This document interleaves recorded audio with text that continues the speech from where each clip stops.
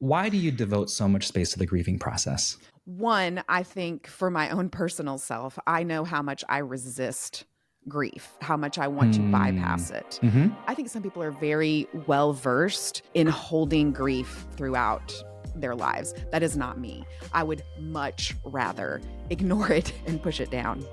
And I think I say in the book, like, I'm very bad at the sads. And so, one, I know that that is something that a lot of people struggle with. And two, I think we don't want to do it, or we just forget that it's a valuable process to walk through. Mm-hmm. Something has been taken from you. Something has hurt you. There has been some sort of spiritual death, whether that's from the church or from the way you learned how the Bible was written, whatever it is, something has caused you pain.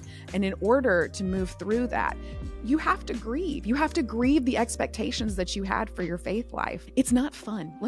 It's deeply unfun. Yes. Yeah. Deeply unfun. I love the way you outline the practice of Shiva. Tell us more about that practice.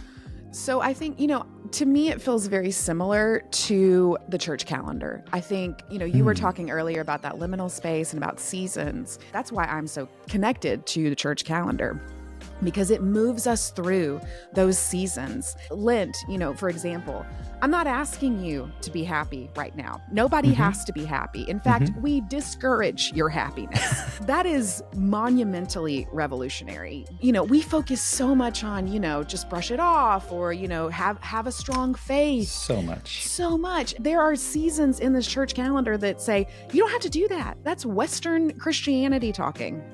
That is not Jesus. Shiva feels very similar to me, of that, like, hey, no one is asking you to put on a brave face. No one is asking you to be okay or to quote unquote grieve well, which is really one of the phrases that I hate the most in Western Christianity. Like, what does that even mean?